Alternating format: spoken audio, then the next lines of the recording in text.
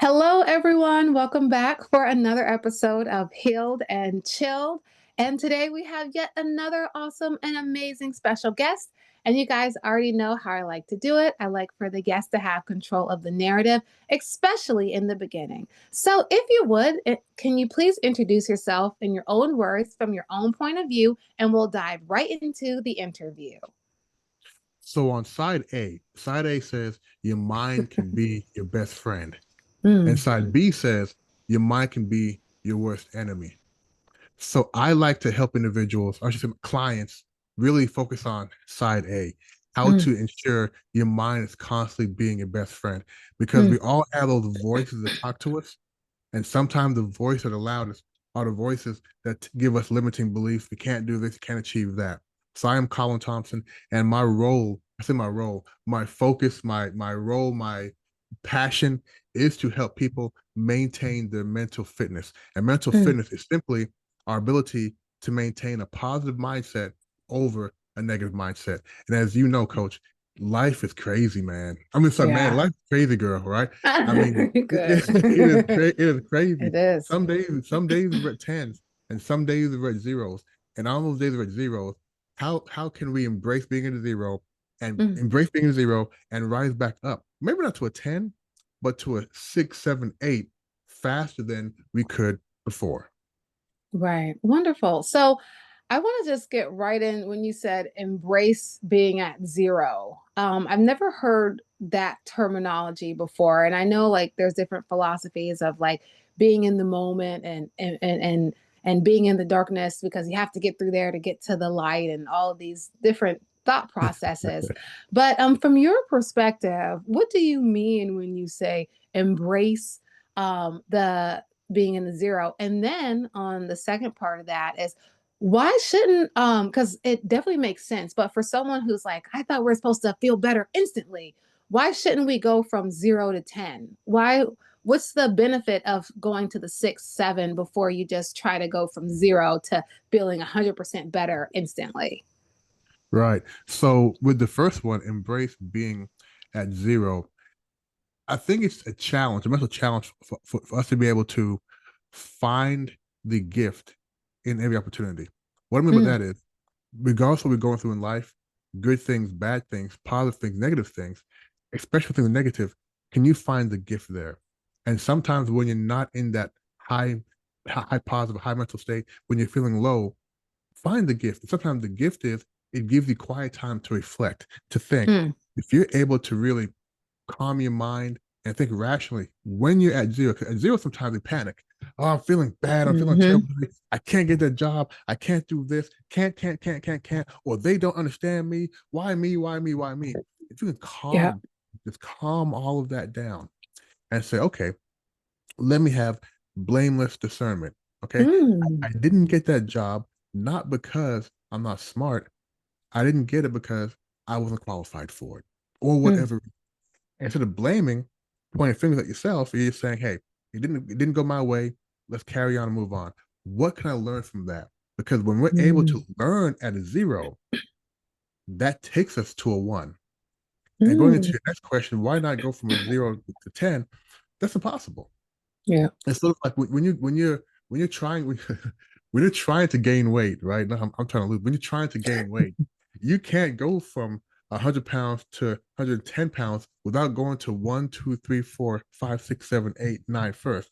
So when you're going Mm, from 0 to 10, you are going through all the different numbers of different levels. It's just at what pace. Because mm.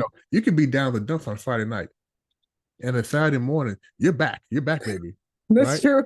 You can be back, but you still went. You didn't go from 0 to 10. You still maybe Right. went through one to you went through it rapidly. So and also the goal is to feel better. The goal Mm, the goal isn't to feel like a 10 every day. It's impossible to be at 10 every day. The goal yeah. I tell folks the goal is just maintain a non-negative mindset. I know English Mm, is the same. Colin, don't say non-negative, but maintain a non-negative mindset. What I mean is, you don't always have to be in a positive. Hey, I'm great. I'm doing great today. But you mm, do want to be in a non-negative, meaning your mind isn't being an enemy and telling you a bunch of like I remember it's a kids show, and telling us a bunch of um, limiting beliefs every day, right? Mm, You're more neutral than anything else. absolutely, absolutely. So when were you always on this mindset and philosophy of, okay, being as positive as possible, and growth and development and things, or was that something that came along and life taught you, like, hey, like you said, life can be crazy, life sometimes. So what I'm trying to say is, did you always have this philosophy and thought process of like embracing the zero and incrementally feeling better till you get to the place where you're having like non-negative philosophies for the majority of time? Or was it something that you had to build because of how life was reacting? So it goes entirely to what you just said. Something that you have to build as life Mm, is lifing. I was your classic hothead. mm. I think I went to hothead school. I had hothead 101 class, and I had an A. It wasn't until well, I knew that growing up in my household, my father had a temper, Mm. and due to just his way of raising us, which was great in our family, a lot of us had tempers. Also, we're Yeah, quick to have a I few. understand. Yeah, and it wasn't until and then they combined that with some drinks and whatnot, and Oh, it wasn't a good outcome. yeah. A few years ago, I knew that I had this part of me, but Hmm. I really didn't feel the need to fix it because it wasn't Mm, my issue. Sometimes it was, why are you doing things to get me upset? mm. More of that. Yeah. And a few years ago, luckily, my wife is not a somebody who accepts yelling. And what I mean by that is she won't yell. So Mm. when you argue with somebody who doesn't argue, there's no argument. Yep.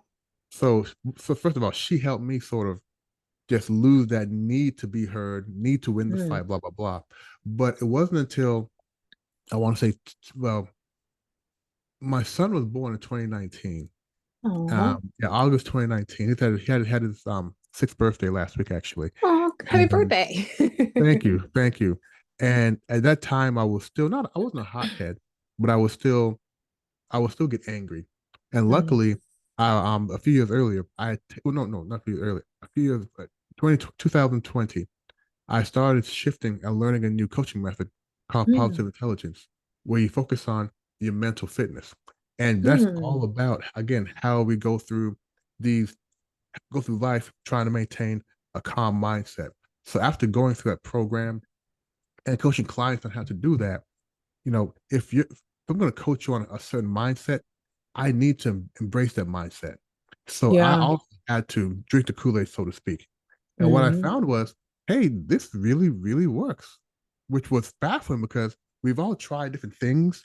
Yeah. Some things stick, some philosophies stick, some things don't. Get up every morning at 6 a.m. and do this and blah, blah, blah, blah. Some things stick, some things don't. But this really, really stuck. But I'll tell you where everything really took a shift for me. Mhm. Do you have children? No. Okay. But you work with children, correct? Yeah, yeah, Okay. yeah. So you may have heard this thing called the terrible twos. Yes, I've heard So, of that. Kiana, that is real. That is not a myth. And when that is so real. And I tell you, when my son was 11 months and 29 days, he was the cutest little thing. The very moment he turned two, everything changed. And my job was take him from his bath at night to bed, right? Hmm. So get him into the little pajamas and have him go to sleep. And for some reason, this boy could not follow instructions. This boy could not just put your clothes on and go to sleep. And every night, you laughing now, but wasn't that funny? Oh, No, that's seriously, real though. No, that's real. Go yeah, ahead. yeah, every night from I'm gonna say 7:45 to about 9:30, it was World War III. And I would leave that room having yelled, having gotten upset, and I'd walk out there, really, really stressed. I mean, and my wife would say, Oh, Colin, wow. you can't do that. You have to stay calm. And Hmm. I said, okay, you're right. tomorrow, no matter what he does, I'm going to maintain my mindset, coach. Yeah, yeah, yeah. I'm going to maintain mental fitness, right? Coach, next day I said, okay, got it. No matter what this boy does, I will not be triggered. 3 minutes, I was triggered again. I was triggered, and Man, I it'd be like that and though. Yeah. yeah, and I sat on the bed and I said, you know what? Thinking about my father, I said, no, I Mm, can't have my son see this side of me because that is just not something I want. My son has never yeah, seen, I do not want him to see that. And I yeah. sat down and I said, I really, really have to take this serious. But I talked earlier about going from a 0 to a 10. Hmm. So when we talk about our triggers, at that time, that trigger was like a 7 or 8. Mm, I wasn't ready to handle 7 or 8. That's why when I right. tried, I failed. Mm, So my shift took time. I had to first start with a pet peeve, and pet peeve are things that bother us, but not so bad. Uh, right. um, Bad toilet seat that's up or microwave door is open, Hmm. lights that are turned on, things like that. So Right. I had to first start with a pet peeve, the little small things that bothered me, but not so much. And once I was able to handle a pet peeve, a bigger one, a bigger one, a bigger one. And Mm, months later, his bedtime, our bedtime episodes didn't bother me as much. And that's when I mm, knew this stuff it works. And that's when I really started to shift because once I was able to handle that 7, I knew hmm. and all the ones, two, three, four, five, six, or sevens. And in time, I could handle the eight, nines, and tens. So Yeah. that's when things started to shift. It was really building up over a time period, but being mindful of it and working on it. And I like how authentic and honest you're being as well, because a lot of times, sometimes coaches will try to portray like everything I do is already perfect, and you got to just listen to what I'm saying, and then you can be perfect too. And then behind closed doors, like all these influencers that we're finding out with these parents, like I forgot what the lady's name is, but she's like a parenting influencer, and come to find out, she like ties her kids up at night and like doesn't feed them, does all this kind of crazy stuff. But she's online like, well, this is how you're the perfect parent, and this is how you're the perfect this. And behind closed doors, it's a totally different situation. And I definitely also can appreciate that you're highlighting that it takes incremental steps because we live in a microwave society. Everything's fast. You order something. If I order something from Amazon and it's not here the day before I ordered it, I'm upset and it's not even possible. But I'm just saying, like, we all want things so quickly. And there's all these things on YouTube where it's like, if you listen to this for 7 days and your whole life will change. But if it took 7 years or however many years to implant this behavior in our minds, it's going to take more than a day or two to get out of that. So I can appreciate that you highlight the importance of incremental steps and starting with the pet peeves and getting those small wins, and then you build the confidence and the ability to know like you can get to the next step. You can overcome level 7, 8, 9, 10 and things. So I'm curious, how has your because I can see that there's some differences between how you coach and what I see in like in other coaches as well. So what are some things that you specifically offer that like, okay, this is like my sweet spot. This is where I really shine, because I can already like sense it, but I'm just curious from your perspective, like, and if some like parents, for example, or guardians or grandparents that are listening, and they're like, how would I know that I should go reach out to Colin? And like, what's your ideal client set? Yeah, so that's a very interesting question. I want to take a moment just to say, everything you talked about is about being authentic, right? Mm, It's about being authentic, and before you can be authentic to your clients, you must be authentic with yourself yeah. because you must reflect that. You must reflect that. So Mm, I'm always making sure that what I show you is real because I can guarantee you, end of the day, you can resonate more with my mistakes and errors more than me just being perfect. That's why when I say mm-hmm, I talk about social media, a lot of my clients are a lot of my clients have some of the same traits where they're trying to act a certain way and mm-hmm, it gets too heavy at times. So yeah. when you say what's my sweet spot is really helping people, helping my clients to again find ways to in time build up their mental fitness.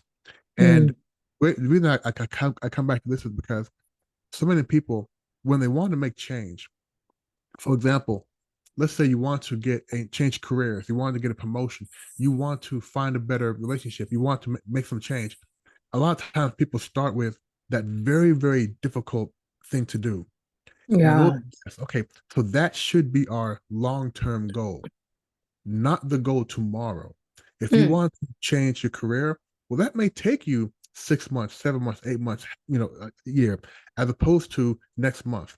So it's really first about setting a realistic target, a realistic goal, and being okay and having those micro achievements or micro wins in the way. So part of what I do is really helping clients understand that it may be a long term. I say when you go to the gym on day one, you don't start with heavy weights. If you're trying to run a marathon, train for a marathon, you don't do a marathon for training day one. You start Yeah. slow and over time. But what I'm really helping my clients do now, because I'm finding, as you mentioned, this instant society we live in now, people have lost the ability to use their. Well, let me ask you this, okay? As you mentioned, you grew up in Maryland. Um, in your experience, this is a trick question. We'll tell you that it's a trick question. Okay. A trick Okay. question, Okay. okay?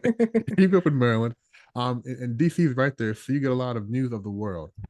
In your opinion, what is Mhm. the best nation?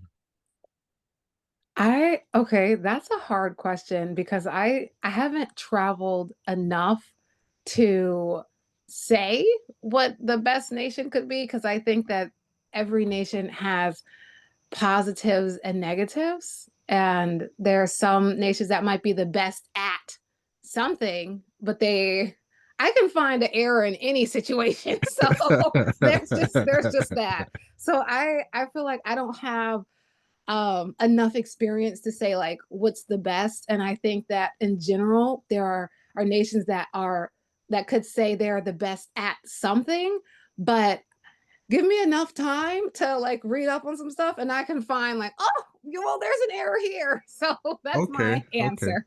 So I told you it's a trick question. Okay. In my experience, right, the Mhm. best nation is imagination.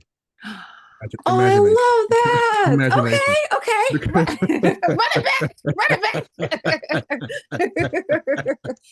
because without imagination, you don't have a podcast. Without imagination, I'm not here. Without Yeah. imagination, we're not achieving things. But the challenge is now we have lost our ability to imagine. Choose our imagine. Yes. Can I take you through a little experiment? Yeah, of course. Okay with I'm that? Okay. excited. All Okay. right Okay. now. Okay. So I have my watch here. Okay. Mm. I'm gonna give you. Do you have a pen handy? Hold on. I have one here. All right. And then I think I have a journal. Okay. Well, I have some paper. So yeah. Paper. Okay. Okay. I'll write this down then. Okay. Got it. Okay. So I'm gonna give you 65 seconds. Okay. A minute and 5 seconds. And Okay. I want you to use your imagination and write down something that's impossible. Something that, oh, okay. 10 things that are impossible. 10 things that are impossible. Don't think too deeply. Okay. 10 things that are Okay. impossible. Tell me when Go. to start. Okay. Start. Okay. Use imagination. 10 things that are impossible. Using imagination. 10 things that are impossible. And you'll get 65 seconds, or if you finish before that, 10 things that are impossible. Using your imagination. 10 things that are impossible.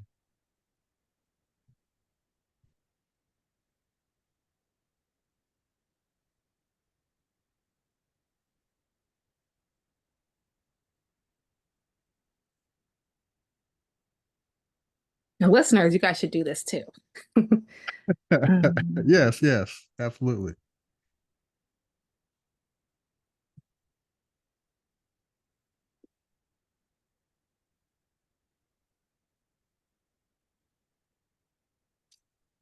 Okay, you got about 10 seconds. oh no. I'm only at Just 6. just right, just right, just right, just right. Let me know when you have eight. When you have eight, let me know. Okay. I have two more then. Anything's possible using imagination. 10 things are impossible.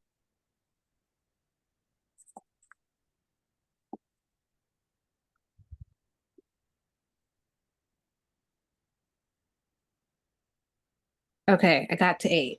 I got the eight. Okay. Now I could be very, very off right here, right? But let's see, because again, we've lost our ability to imagine. And that's when we get our ideas. That's where we really get our goals, our real good dreams.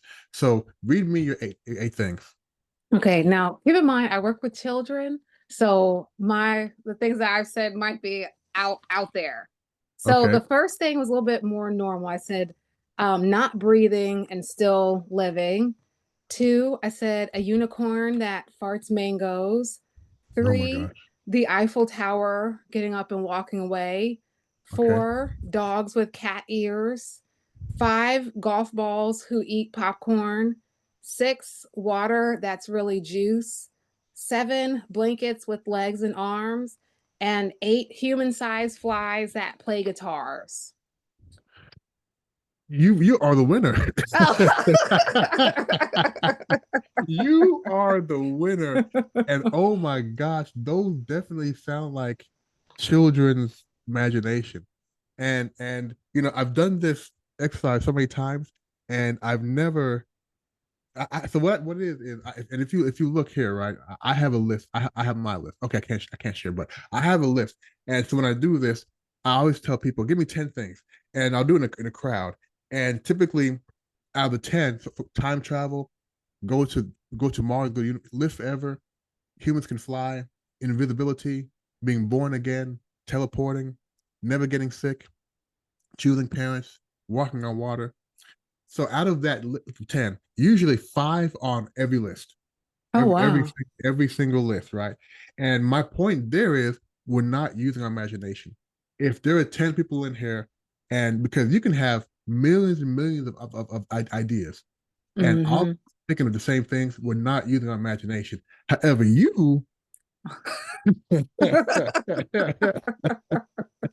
wow, and I did the first one, um, poo-pooing mangoes. What was it? Yeah, the unicorns that fart mangoes. Yeah, that is a great list. What I usually tell the audience is if you ask a child about their imagination is unlimited, Hmm. especially kids before third grade, because they haven't Hmm. been had so I also tell my clients, how do you really find your imagination again? I'll give you one quick one. If you ask 100 adults, if you had an extra pair of eyes, where would you put them? Oh, that's a good question. Maybe on my hands. Yeah, most adults though would say the back of the head, right? Because they grew up hearing that. If I had eyes in the back of my head, boom, boom, boom. So most people Oh, say the back of the you're crushing this. I'm going to tell you that oh, you're crushing thank it, you. okay? I do Seriously. work with children, so there's I'm that. glad. I'm glad I did not use you in a real session because I would just not. But most of us, I'm gonna say eyes in the back of the head because we've been taught that. We've been taught that. So it's the first thing that comes to our mind. So it's really not imagination. It's us being taught something. Hmm. And I say, ask a kid. So so before I asked my son, I said, Quincy, if you had two extra eyes, where would you put them? He said, I take them and I put them in my book and I smash them really, really, really, really flat. And I take them, I blow them up and I put them in my marker box. I said, Quincy, why would you put your extra eyes in your marker box so I can see who's using my markers? Love it. That's a kid, right? That's I imagination. love that. Yeah, so one of my things I try to do, I help my clients really say, if you can imagine growing your business, or if you can imagine how you can reach your goals or what your goals are, is your imagination being held in the box, or are you really imagining out of the box? Mm, Because if we want to improve our lives and we're trying to envision that, are we really envisioning what's possible, or are we envisioning what we believe, what we've been mm, taught? Well, you didn't go to a grad school, you can't really do that. So your imagination must be limited. You mm. didn't Yeah, Yeah. you never been in a relationship before, so you can't imagine being in a good one. You know, Mm, so are we being limited by what we've been taught, or are we really able to use our imagination fully? So I try to help my clients also unleash their imagination. mm. I love that. And something that we said imagination, it's like sometimes it's is it imagination or is it like regurgitation? Are you like regurgitating the things that came previously? And I'm really into like rhyming, so that's kind of what just came to my mind. But I agree, and that's something that I'm trying so hard to put into the children I work with because I believe that imagination is right next to critical thinking because and right next to resilience because a Mhm. lot of times adults like feel stuck in situations and like how can I get out of this, but if your imagination is in a box you're gonna feel stuck because like you said you don't have this or you're too this or too that or not enough whatever all of the things that keep you boxed in. But if you have imagination you can say well yeah I have this but I can turn this into something else. And then slowly but surely, you incrementally you build up that mental fitness that you're Right. speaking on. You build that up incrementally. And I think you're right. First of all, that was such a fun activity. But I think it's really important because a lot of people can't see their way out or can't even imagine that there's other possibilities because of what somebody told them they could or couldn't be or what they feel like they are lacking. And so what you're doing is helping people see that like from no matter where you are, that's not where you have to stay. You know, you're not stuck. You can expand. And so my question is like what's the process that you go through? Because like first of all, I've never had someone give an activity, so I definitely appreciate that for sure, for sure. And so I can, and just like the way that you're speaking and things, I can already see like you have like your own lane in the coaching space. So if someone were to say, okay, like I'm ready to work with you, like what's the process that you take them through before they're able to like be your client and things of that magnitude? Yeah. So let me first say that you totally crushed that activity. Oh, thank you. I've done it several times. I've done it several times, and not a single time has anybody not had at least five things on my list. Oh, And you wow. had zero. So your imagination is popping. Okay, Well, let me just say that. Right, serious. okay. That was very very impressive. Very impressive, truly. Um, to work with me, it's not a complicated process because one of the things is when you're working with people or a lead from a lead to a client, you want to make sure that you're being there for them.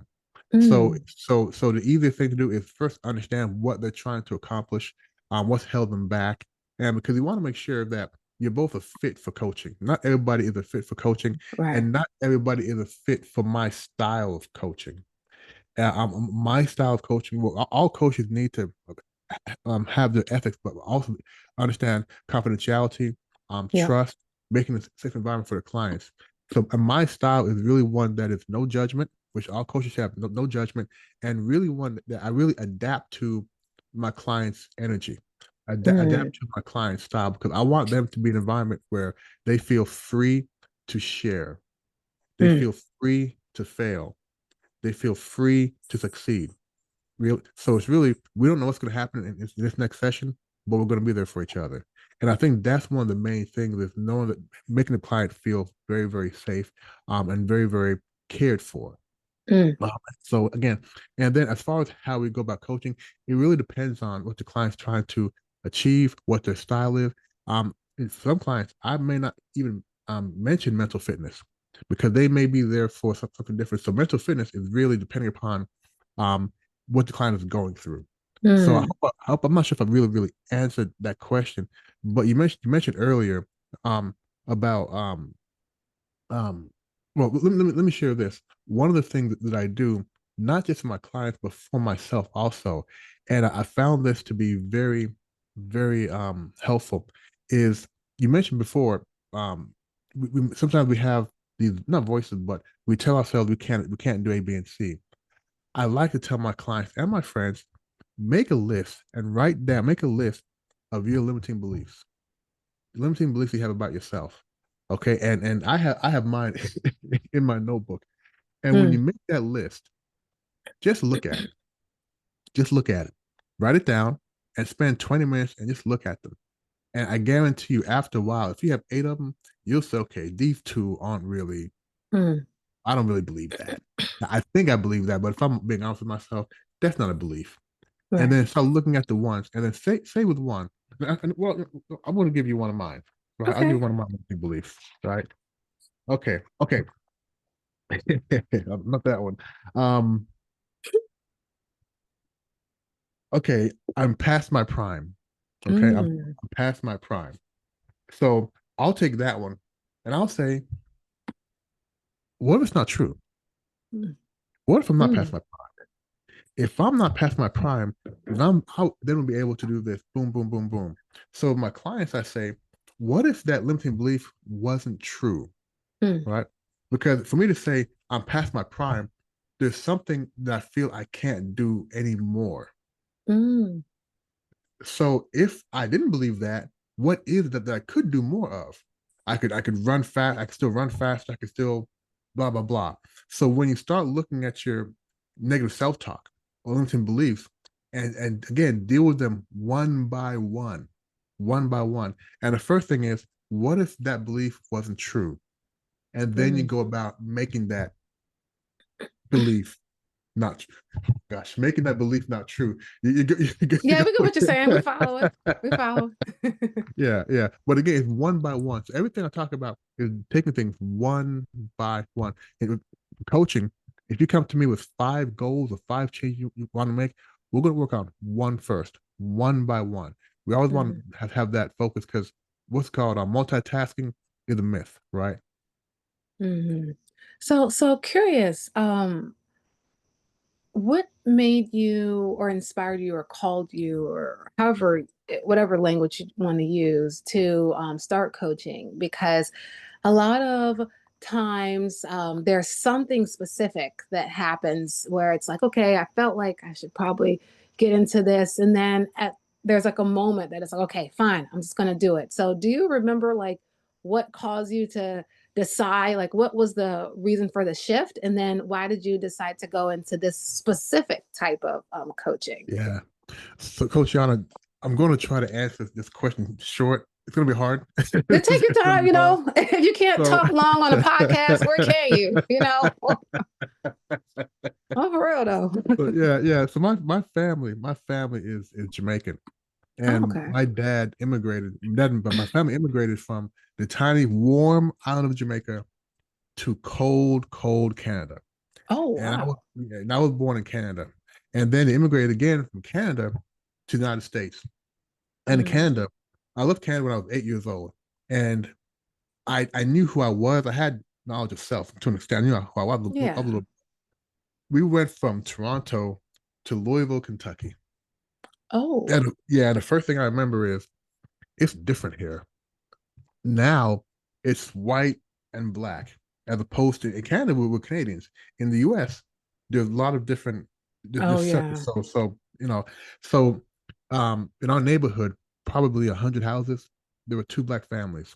So it's very very different, very Oh, very different. wow. And when I went to school, I noticed that my a lot of my black friends, even from elementary school and middle school, and especially in high school, they suffered from PTSD, post Mm. traumatic slavery disorder, right? And they never Oh, really got over the fact that in Louisville anyway, there's a mm, there's an underlying you can go here, you can't go here. We expect this from you, you can't do this. When I was growing up, I would have never ever ever in my life thought there'd be a black president, right? oh, Because wow. that's just not what we thought you able to do in the United States.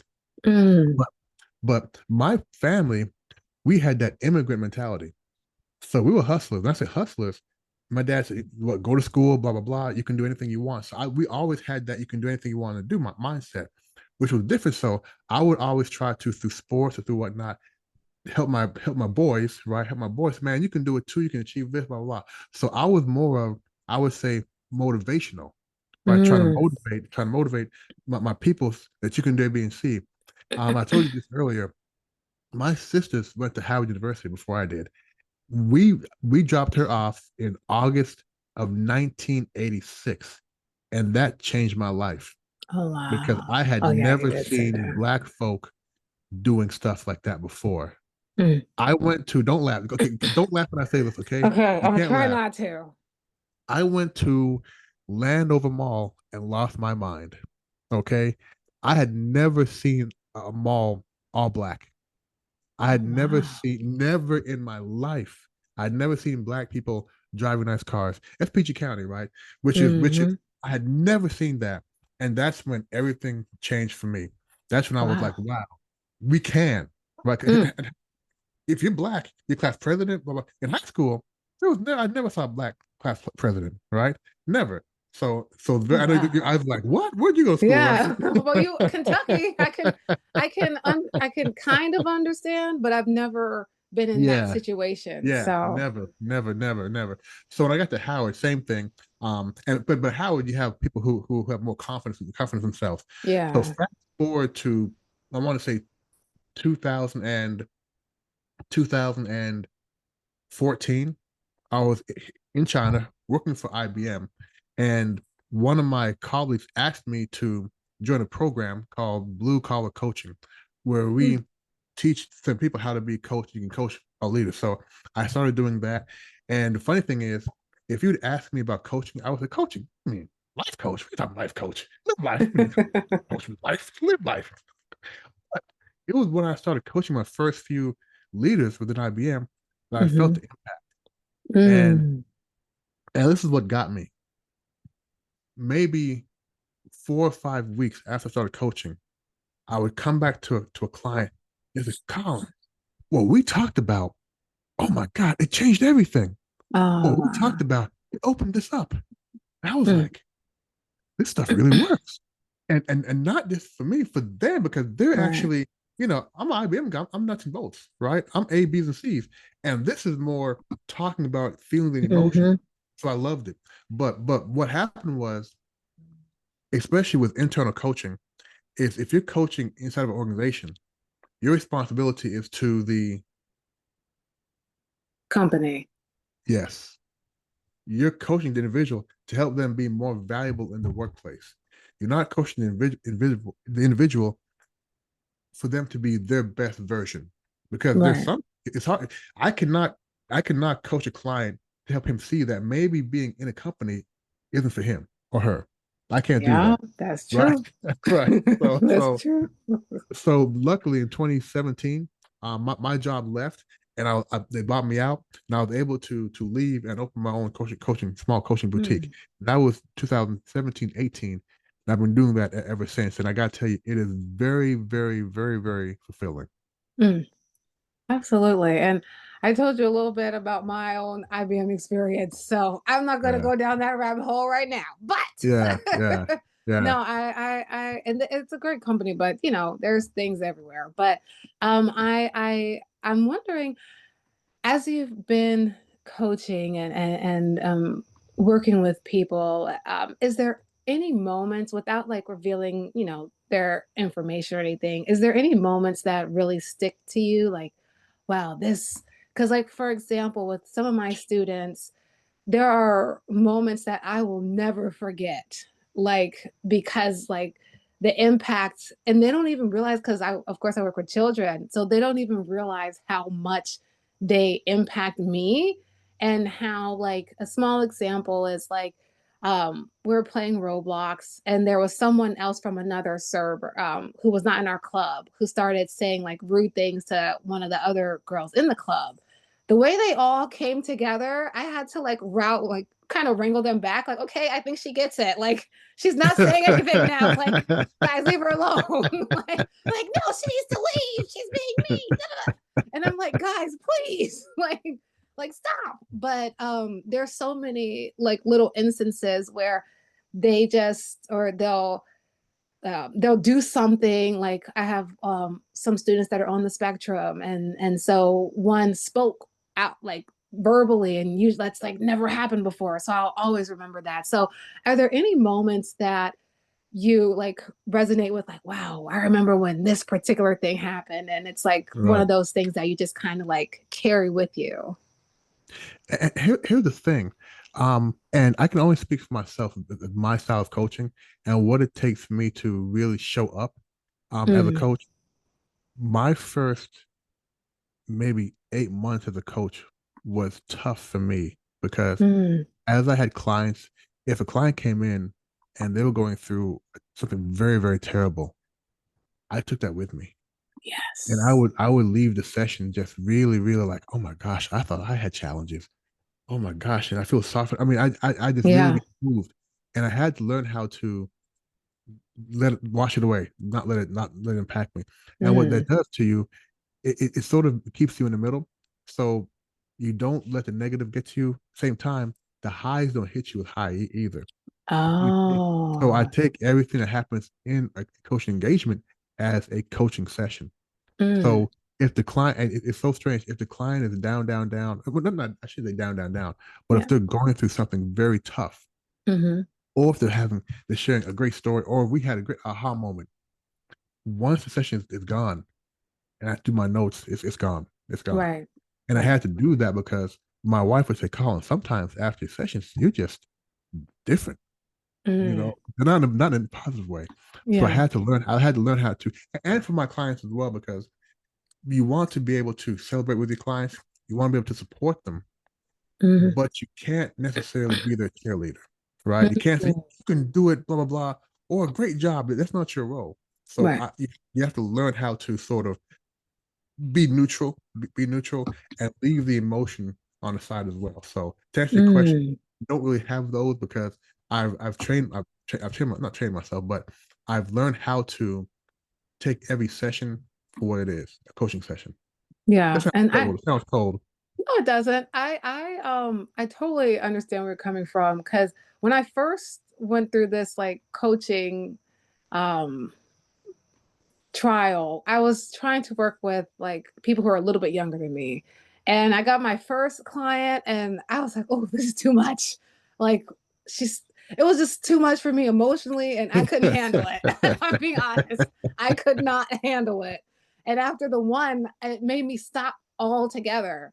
And Wow. then yeah, and it's like very recent that I started working with children and and it might sound selfish, but it's a little bit easier for me to work with them because they don't, at least the children that I'm interacting with on a regular basis, they don't have the same experiences as like adults have.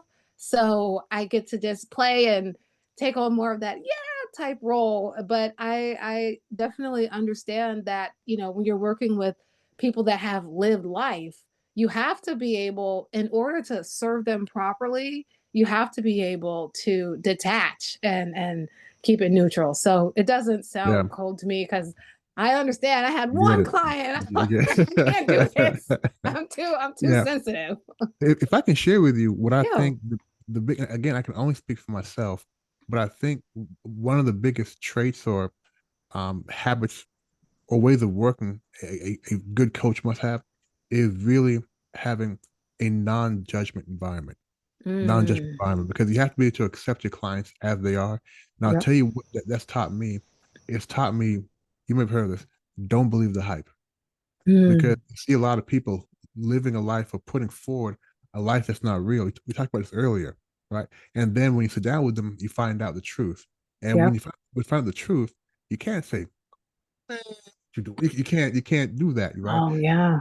I just made a funny face for people who are just listening. So you have you have to really really take them for who they are and know that, well, if they're saying one thing online and living a different life, there's probably something there that they need to work out. Mm. Glad I'm here to help them work through that. So it's Yeah.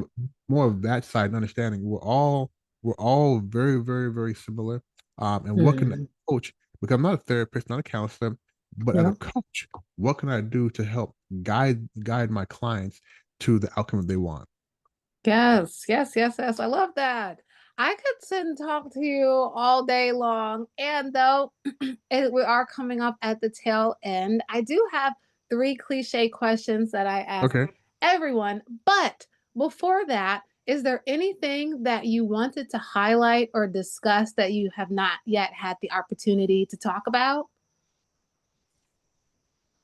I can share one thing to your listeners. And I'll do this by asking you another question. Okay. I love questions. What is the role of a cheerleader or cheerleaders? I think the role of a cheerleader, it depends on what type of cheerleader you're talking about before I answer. Are you talking about a cheerleader at a game, or are you talking about a cheerleader at a competition? Oh wow, at a game. Okay. At a game, the role of the cheerleader is to hype the crowd up, but it's on the surface, it's, oh, you're here to hype the team up and keep them going. But really, you're there to engage the crowd and make sure that the people that don't like the game really have something to watch. Because I know I only went to the games to watch the cheerleaders personally. If they weren't there, I probably wouldn't have gone, to be honest. So, or because I wanted to be a cheerleader and then I became one. But to me, the role of the cheerleaders when you're cheering at the game is to engage the audience and keep them hype and involved in what's going on. And when you say defense, your role is to get the crowd to chant defense and to really be engaged. So that's what I think it is. Yeah, I love your answer. I really do. Again, it's not my answer, but you did a great job because it's funny because going to Peachey County, right? Going Mhm. to probably black school, those cheerleaders, you go, how we went to Yeah. the halftime show, right? So yeah, so I get it. Where I grew up, nah, the cheerleaders were there to support the team, but as you mentioned, the cheerleader to get the crowd going, and hopefully the crowd can motivate the team. And Right. the funny thing is, when the team is doing worse, when the team is not doing well, the cheerleaders cheer even louder, Yeah. right? So, Coach Anna, who's your best cheerleader? My best cheerleader, I You. yeah, I was gonna That's the say, answer. You. but my mom is pretty high up there. But we're like neck and neck, if I'm Neck being and neck. honest. She's Yeah. pretty. That's why I was Yeah. like, me definitely, but my mom she's pretty high up there. Yeah. Yeah. And I tell folks, you have to be your best cheerleader because you Hmm. can't depend on anybody else to take you to support you. And Yeah. the thing about being your best cheerleader, just like when a cheerleading team supports the cheerleader supports the team, when you're feeling your lowest, that's when you have to pick yourself up the highest. That's when you really got to cheer for yourself. So work on being your best cheerleader. If there's one thing I can ask you, listen, check with you, how are you showing up for yourself every day? Are you are you Hmm. your best friend or are you your worst enemy? Yep. Yep. And I can also add a little bit to that. Like when I was cheering specifically in college, they would say the more tired you are, the bigger you smile. And so when we're like doing our workouts, it might be like minute 5 into the plank, and we're all sitting there like cheesing, or if it's like the game is almost over and it's raining outside and your moves aren't going, your head hits harder and the smile's so much bigger because it distracts from the rest. So I Wow. definitely agree when you're feeling at the lowest, just like a lot of workout people and say, just like do one more rep, one more of this. So Mhm. one more smile to just, fight through the pain with a smile on your face. So I definitely That is agree. great. That is Oh, great. yes. Okay. So this was wonderful. So now time for my three Three cliche questions. questions. All right. The first one is if you can think of a time where you were in a darker space when you were younger, what's one piece of advice that you know now that would have helped you back then?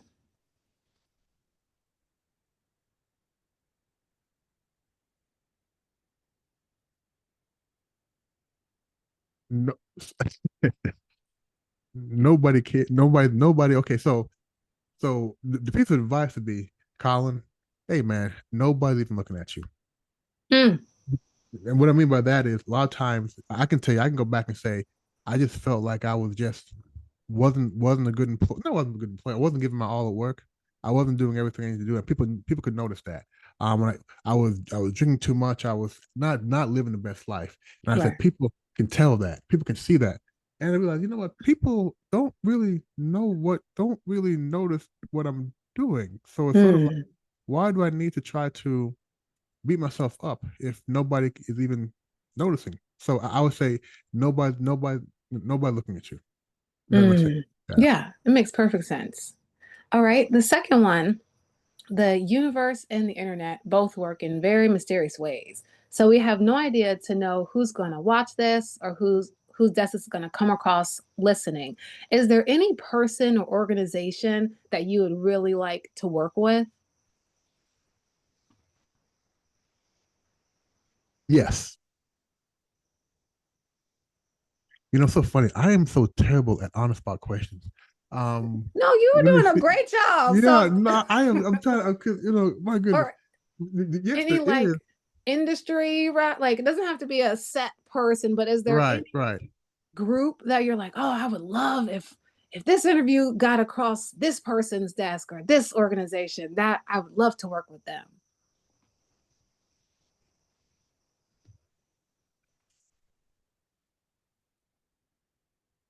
Wow. Yes, I don't know who. Okay, well, the right person will find it, and we can leave it at that. The right group will it'll just Yeah, resonate. I don't know who. And here's the funny thing: a lot of times when I'm doing a podcast or I'm speaking, and people ask me questions, I just go blank sometimes. You know, Yeah. sort of like my mind sits down blank, and the moment we finish, it's gonna come to me. You know that, right? It's all good, things happen, and at the end of the day, whoever it resonates with, we can just say that that Right, was that right. was the right person. All right, and then the last question is, if someone wants to work with you, learn more about you, of course, I'll put your link in the description. But what's the best way to get in contact with you, and then what's the best way to stay up to date? Are you accepting clients right now? All the details. Oh, finally, a question I can answer. Yeah. The easiest way to get in contact with me is to reach out to me via email, and that is very easy. Okay, go to my website, oligye.com, oligye.com. Very simple. Or colincthompson.com. Can't get more simple than that. colincthompson.com. And when you reach out, don't worry about reaching out and me wanting to pitch coaching to you, right? Let's have a conversation about what you're trying to accomplish. Let's make a connection first. Before we talk about coaching, before we talk about payment, let's talk about connecting. And that's the piece that people forget about. We want to go from, hey, I think I need coaching, let's try it. Well, no, let's connect first, right? Let's connect Right. first, build rapport, and then talk about what you're trying to accomplish. Because coaching may not be the only way to get there. There may Mhm. be other ways to get there. So let's talk about that as well. Okay, perfect. Yeah, And yeah. so before we go, is there anything, because sometimes it happens where it's like we get to the end and like, oh, I wish I forgot to mention this. Is there Yes. anything else that you really wanted to discuss, or any last minute things that you are just thinking, oh, I should have said that? Yes, and it just came to me a moment ago when you asked about connecting with me. If I could just leave your audience with one tool that they can use when they think about identifying what their true goal is. Because when somebody comes to me and says, Colin, I want to achieve this, I put them through a little process to identify the real goal. And I'll give an example. I had a client a few years ago who came to me and said, Colin, I want to be coached, and I want to be coached on how to lose 20 pounds. Mm, I said, okay. Now that is the surface. So the coach, if we stop there, we're not doing client just because we're not coaching the who. That's the what, mm, right? That's the right. what. So you got to go deeper. So I always say, put a comma on it and say, so that you can what? Okay. I want to lose 20 pounds so that I can fit in my old clothes. Mm, Okay. Okay. Oh, sorry. So I can look good in my clothes. Okay. Put a comma behind it. I want to lose 20 pounds so that I look better in my clothes, so that my wife finds me attractive again. Put mm, a comma behind it again. And we went blah, blah, blah, blah, blah, blah, blah, blah, blah, blah. And it came down to so that we could fix our relationship. So I mm, said, okay, so what is the goal?